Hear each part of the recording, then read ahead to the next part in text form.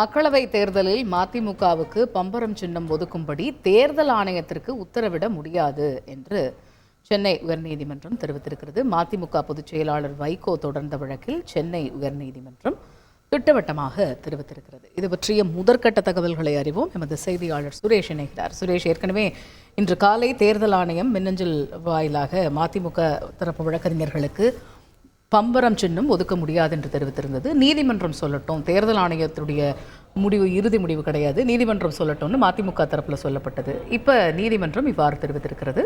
முழு விவரங்கள் என்ன? வணக்கம். மக்களவைத் தேர்தலில் மதிமுகவுக்கு பம்பரம் சின்னம் ஒதுக்க வேண்டும் என்ற கோரிக்கையுடன் கட்சியின் பொதுச் செயலாளர் வைகோ சென்னை உயர்நீதிமன்றத்தில் ஒரு வழக்கை தாக்கல் செய்திருந்தார். இந்த வழக்கை விசாரித்த உயர்நீதிமன்றம் இது சம்பந்தமாக மதிமுக அளித்த விண்ணப்பத்தின் மீது இன்று காலை 9 மணிக்குள் முடிவெடுக்க வேண்டும் என்று நேற்றைக்கு தேர்தல் ஆணையத்துக்கு உத்தரவிட்டிருந்தது.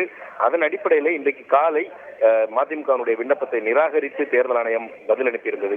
இந்த பின்னணியில் மதிமுக பொதுச் செயலாளர் வைகோ தாக்கல் செய்த வழக்கு தலைமை நீதிபதி கங்கா பூர்வாலா, நீதிபதி பரத சக்கரவர்த்தி அடங்கிய அமர்வில் விசாரணைக்கு வந்தது.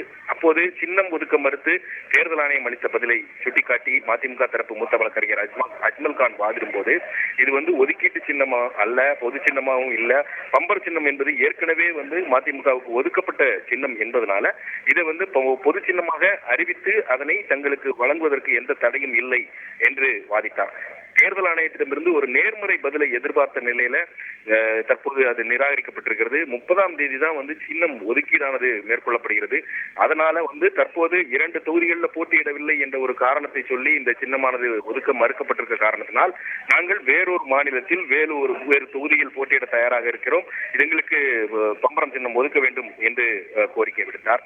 அதற்கு தேர்தல் ஆணையம் தரப்பில் ஆஜரான வழக்கறிஞர் நிரஞ்சன் ராஜகோபால் என்ன சொல்றாருன்னா, 2 தொகுதிகளும் நம்ம ஒரே மாநிலத்தில் இருக்க வேண்டும், அப்போதுதான் அந்த பொது சின்னத்தை வழங்க முடியும்.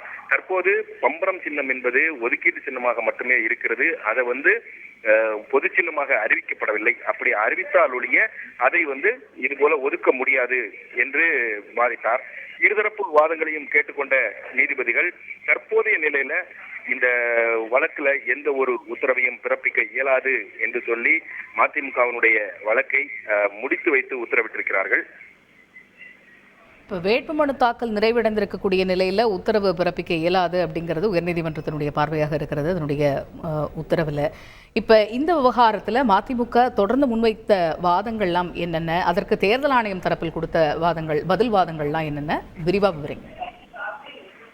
மதிமுக தரப்பில் ஆஜரான மூத்த வழக்கறிஞர் தன்னுடைய வாதத்துல பம்பரம் சின்னம் என்பது தற்போது ஒதுக்கீட்டு சின்னமாகவும் இல்லை, பொது சின்னமாகவும் அறிவிக்கப்படவில்லை. அப்படி இருக்கும்போது ஏற்கனவே அது 2019ஆம் ஆண்டு வரைக்கும் பம்பரம் சின்னமானது மதிமுகவுக்கு ஒதுக்கப்பட்டு வந்த நிலையில அங்கீகாரம் ரத்தானதால அந்த சின்னமானது ஒதுக்கப்படவில்லை. தற்போது அந்த சின்னத்தை பொது சின்னமாக அறிவிப்பதற்கு எந்த தடையும் இல்லை என்ற ஒரு வாதமானது மதிமுக தரப்பில் முன்வைக்கப்பட்டது. மேலும் 2023 டிசம்பரிலேயே தங்களுக்கு பம்பரம் சின்னம் ஒதுக்க வேண்டும் என்று விண்ணப்பித்ததாகவும், ஆனால் ஆணையம் தனது அதிகாரத்தை பயன்படுத்தவில்லை, அதற்கு மாறாக தங்களுடைய விண்ணப்பத்தை நிராகரித்திருக்கிறது என்று வாதிட்டார். தேர்தல் ஆணையம் தரப்பில் ஆஜரான வழக்கறிஞர் சொன்னது, இந்த வழக்கு பொறுத்தவரைக்கும் 2 தொகுதிகளில் போட்டியிட்டால் மட்டுமே பம்பரம் சின்னம் ஒதுக்க முடியும். அது மட்டுமல்லாமல் பம்பரம் சின்னம் என்பது பொது சின்னமாக இதுவரைக்கும் தேர்தல் ஆணையத்தால் அறிவிக்கப்படவில்லை என்பதனால அந்த சின்னத்தை எந்த கட்சிக்கும் யாருக்கும் அதை ஒதுக்க மாட்டோம் என்றும் தேர்தல் ஆணையம் தரப்பில் தெரிவிக்கப்பட்டது.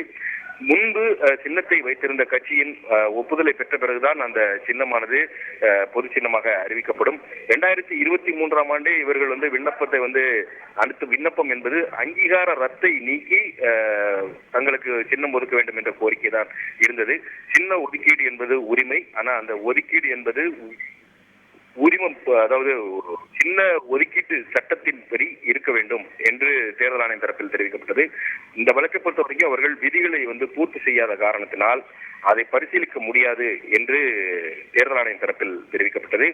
அப்போது நீதிபதிகள் குறுக்கிட்டு அங்கீகாரம் ரத்தாகிவிட்டால் வேறு வேட்பாளருக்கு ஒதுக்கப்படுமா, அல்லது இது பொது சின்னமும் இல்லை ஒதுக்கீட்டு சின்னமும் இல்லைங்கும் போது அது எப்படி வகைப்படுத்தப்படுகிறது என்று பல்வேறு கேள்விகளை எழுப்பினார்கள். அதற்கு தேர்தல் ஆணையம் தரப்பில் தற்போதைய நிலையில பம்பரம் சின்னம் என்பது ஒதுக்கீட்டு சின்னமும் அல்ல, பொது சின்னமும் அல்ல, அது பொது சின்னமாக தேர்தல் ஆணையம் தான் அறிவிக்கணும்.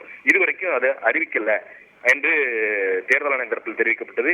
மேலும் நீதிபதிகள் வந்து 2 தொகுதியில் போட்டியிட்டால் அது ஒதுக்க முடியுமா என்ற ஒரு கேள்வியை எழுப்பினார்கள்.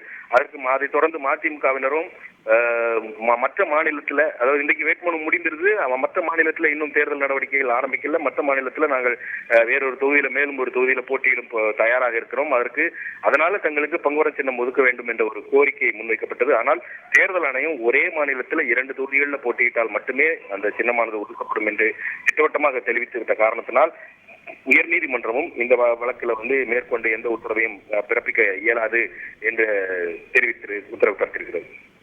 தொடர்ந்து இணைப்பில் இருங்க சுரேஷ். செய்திகளை உடனுக்குடன் தெரிந்து கொள்ள உடனே சப்ஸ்கிரைப் பண்ணுங்க.